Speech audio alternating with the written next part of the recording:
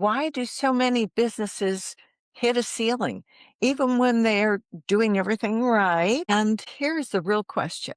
What separates the companies that scale and grow from the ones that stay stuck? What can be done? So today we're talking about the stages of business growth, why businesses plateau, and what it actually takes to break through. So I'm Sharon Scott Wilson, publisher of Resort Trades Media Group, and this is the Resort Trades Talk Podcast, where we talk about things of interest to professionals involved in the timeshare industry. Today I'm joined by Carl Gould, an internationally recognized authority on business growth and entrepreneurship. So Carl built three multi-million-dollar companies by the age of 40, even though I know he looks 28, and has since helped launch and scale thousands of businesses around the world. So Carl's the creator of 7 Stages of Business Success Framework, a keynote speaker, author, and chief growth advisor at 7 Stage Advisors. He works with organizations ranging from startups to global brands. So, Carl, welcome. It's so great to have you here. And I apologize for my not being able to find your book that I wanted to hold up, Anatomy of a Comeback. So, let's start with the foundation. Perhaps you can introduce yourself better and describe what 7 stages of business success is. Well, thank you so much, Sharon, and thanks for having me. The 7 stages of business success came from my observation of what the most successful businesses were doing and what some of the struggling businesses were doing that led them to struggle, what some of the best practices were that companies were doing that were helping them growing and scale. Well, mostly I was realizing that there are very specific stages of growth and development that companies go through that you can't skip, you can't leapfrog, you can't buy your way out of. You just have to go through them individually in sequence. You have to master each one before going to the next one. So it was more me observing and documenting what was already happening than me trying to come up with steps that businesses would then have to fit into. So, bottom line, why do so many businesses kind of plateau before they reach their full potential? Well, we tend to work with top 4% of businesses, which means businesses that have 10 employees or more and $1 million or more in revenue, which is most of the resort world. And so they happen to be in this space. What we have found is one of the number one things that needs to be worked on in the beginning is their strategic plan. What is the long range strategy, vision, and mission of the company that not only documents what their goals are, but makes them compelling and makes them inspiring to both their employees who want to work there for a fair wage and fair, accommodations and working terms, but also clients who are willing to change their behavior and come by and pay the premium for that client. So they need a compelling plan. It's got to be inspiring, and most companies lack that. They don't differentiate themselves from others. So, do you see companies relying too heavily on process and not enough on connections, not only internally, but also with their clients or prospective clients? So you listed a few different things, and in a way, you're right. In other words, businesses will rely too heavily on whatever their one strength is, and they don't build out or round out the capability of the rest of the business. In other words, you could be a great resort because you're on the beach. When we're on the beach, everyone wants to go to the beach. They're going to come to us, and they'll forgive us for some of the other aspects of the experience that aren't so good.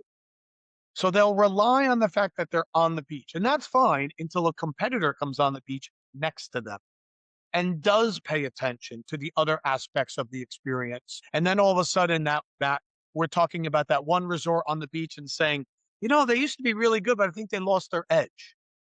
Well, they probably didn't lose their edge. They never really had it. They were relying on the fact that they were in a great location, or they're relying very heavily on their brand. They're a great brand, but they're not really living up to the brand promise. And at some point, it catches up to them. Or they're simply on the right booking platforms, so they get traffic that naturally comes by. And again, that's fine until either the booking platform is no longer the primary method, or they again, other experiences pop up and compete for that same visitor, and therefore beats them out.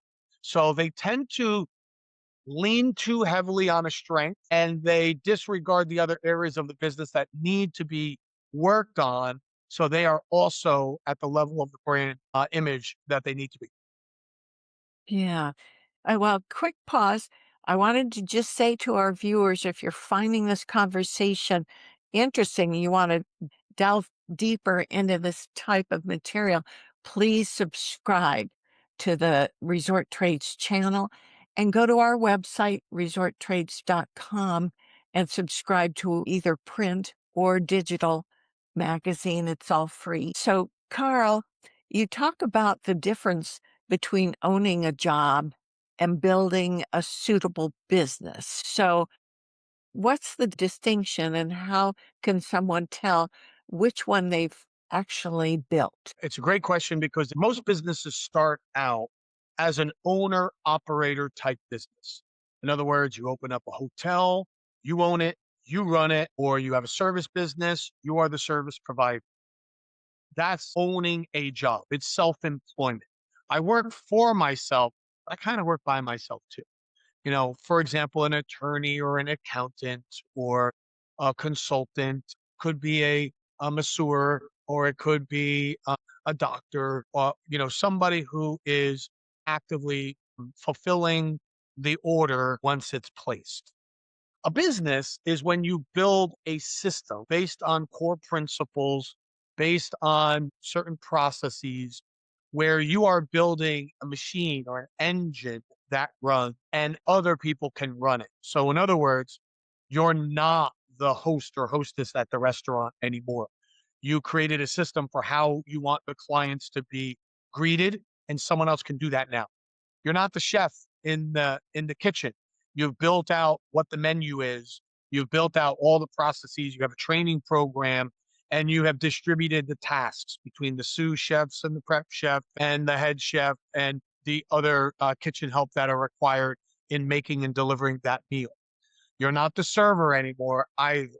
So you have built out the roles and responsibilities. You've trained other people to do them, and they can do them equally, if not better than you can, because you have shared what the mission and the vision of the business is, why we're different. And those folks can not only execute on the plan, but they're fully bought into that mission as well. I see this particularly applicable to vendors or suppliers to resorts. For instance, maybe a marketing company or someone who has created a Very marketing common. company might want to expand their business and grow their business by following these precepts.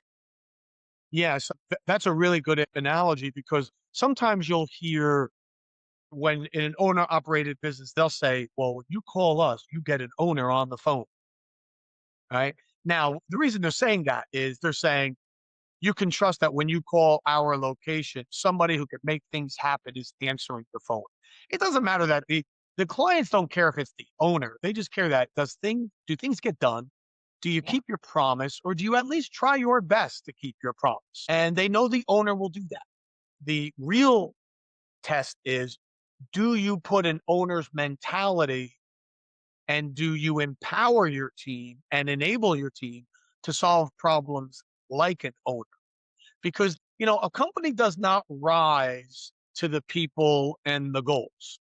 A company sinks to the level of its processes, its guiding principles, and the alignment among the team that they have. Exactly right. It's like water seeking its own level. Exactly. Yeah. Yeah, that's a good way to put it. Yeah, for sure. Yeah. So you use a phrase that I found interesting, obnoxious offer. What did you mean by that? Yeah. Well, this was it was a funny incident when I was in grade school. I had made a joke. I was joking with a few of my classmates that one of my teachers did not appreciate, and all my classmates were laughing. They Mhm. thought it was funny. I thought it was funny. And my teacher said, "You're being obnoxious." And Sharon, I must admit, I'm a little embarrassed to admit, I thought it was a compliment. I didn't know what she meant. I went home that night, I looked it up and I said, "Oh, that's not what she meant." And I felt really bad. And I was like, wow, I didn't, that was not my intention at all. And what happened was I always remembered that. And later on in my career, I remember that someone asked me to do a rush job. I had a service-based business and they asked would I basically drop everything, do this installation for them on almost no notice because they were in a tight pinch. And I remember saying, yes, I'll do it. And I had to charge a premium for it because I had to pay overtime and I had to overpay for some materials and I had to change the production schedule. There were a lot of extra costs.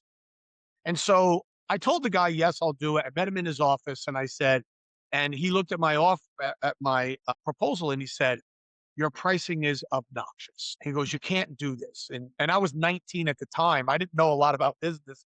And he said, this isn't how business works. And I didn't think I was going to get the job the way he was yelling at me, but I did get the job. And I remember thinking like, why after that whole lecture did he hire me? And I realized that he said my pricing was obnoxious, but I realized that the value of what I gave him was so high, it was hard to say no to.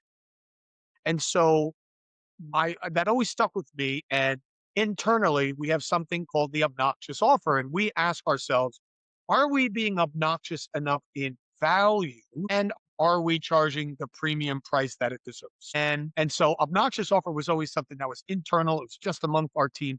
But I've recently written a book that'll come out soon called The Obnoxious Offer.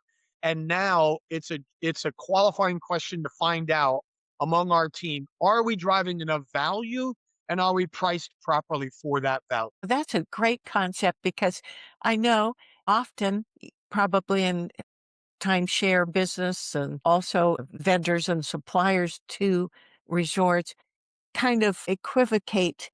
Am I going to turn them off by charging too much? Yeah, But so I, I guess that's how someone in a competitive market like this can stand out using this concept. correct. It's a great way to differentiate yourself for sure. And you have to remember that there is a segment of your clientele that wants to be able to say that they are your best customers. They're the ones that upgrade to the penthouse suite. They're the ones that will pay the extra to be in the express line so they don't wait in line, so they could skip the line. They're the ones that buy the orchestra tickets. They're the ones that buy the first class upgrade. There are a number of clients that like to be that person, like to be that customer, and they will brag that they sat in the first row or got the penthouse. In other words, they'll pay you more and they'll brag about it. So we encourage every one of our clients to make sure that they've built the path for for customers to be able to purchase premium services and experiences and products and have the ability to brag about it. So they can say, yeah, I'm one of the top clients at this for this company. The easy analogy is think of a sports team and who has the ringside, courtside, center ice, 50-yard line tickets. They love to tell you that they've got box seats, Yeah, right. passionate. So we just need to make sure that we have our front row version, our orchestra seats, so our customers that want them can buy them. Absolutely. Absolutely. So, what's one mistake you consistently see people make when they're trying to grow their revenue? In the early stages, what they'll do is they will price themselves at a discount in order to try to get market share. And then they'll go back to those same people who were discount buyers and say, oh, well, we're established now. I want to charge premium pricing. And what they learn is that that initial cohort of clients are not really the ideal client avatar for the long-term success of that business. So they almost have to start over. And they say, okay, well, we charge 100 now. It used to be 50. Well, people that bought at 50, they buy at 50 because they like things at 50. They don't buy at 100. And so you have to go out and find a whole new group of people when it's 8 times easier to sell something to an existing customer as it is trying to find a new one. And so that slows the development of somebody in the beginning. It would be better to start out at your current pricing with your ideal client avatar because they're most likely to be a longer lifetime value customer and they'll come back more and more and they will appreciate that they got to be among the charter members or the initial cohort. So that's an initial mistake a lot of companies make. Yeah. Well, let's talk a little bit about leadership. How does the personality of a business owner or the leadership team impact the success of the business? I just was watching a video of an interview that I made with Michael Brown of Travel and Leisure like 4, 5 years ago. And I thought, boy, he sets a tone in his business. So can you speak to that? How can a business outgrow its leader, or does a leader have to evolve first? Yeah, it's a complex situation. But to distill it down in the early stages of a business, it's important that the business attaches itself to the personality of its owner because that's what we fall in love with. We don't know enough about the company to fall in love with the company yet, quite. But we do fall in love with the owner, their vision, their passion, their where they want to go, what are they thinking about, the causes that are important to them. And so we do that as much. We fall in love with the leader as we do the business. Now, at some point, the business has to cut the umbilical cord and create its own personality. Starbucks was a great story, but then it became the third home and it had a personality of its own. And it does not always share the same personality with the owner. It has to create its own. So your team can outperform you as the owner very temporarily, but by a very small margin. But they cannot outperform you overall. So the leader has to grow slightly faster than the business. And the business can only grow as high as the owner will go. That's what's important. That's what's important to note is that the business can outgrow its leader. As a matter of fact, if you talk to people in the mergers and acquisition world or private equity, they will say, well, once we invest in a founder-owned business, the founder becomes the bottleneck. And they oftentimes need to get the founder out of the way so the business can grow.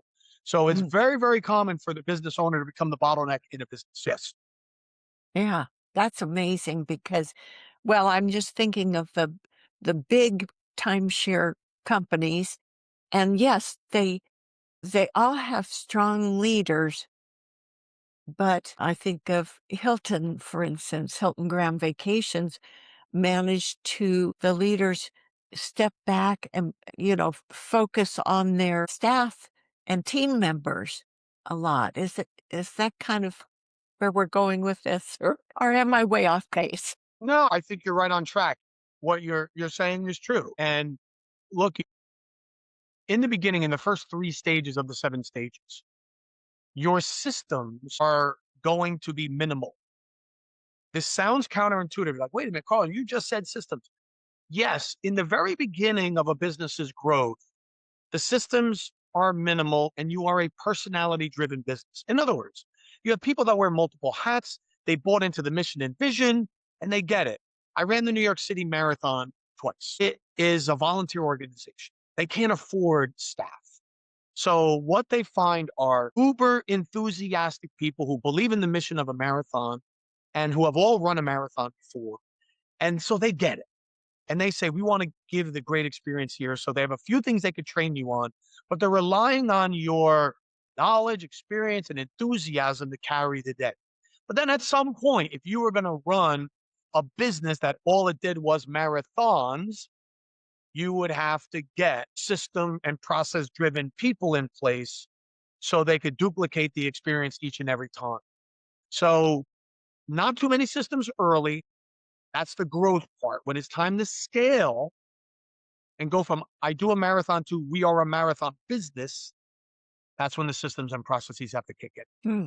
That's very wise. So, Yeah. if someone listening wants to grow their business starting tomorrow, what's the first step they should take? And I think you just sort of described it, that they should, well, you give it to us again. Well, if you want to grow your business tomorrow, decide today that you want to grow your business.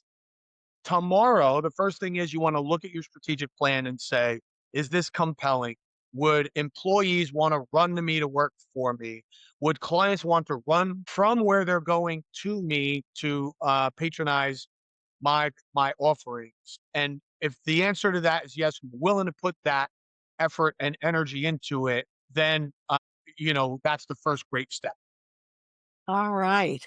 Well, Carl, this has been a good, very interesting conversation for me. Very practical and stuff I think we can take home and start working on right away that's relevant to anybody who is viewing this.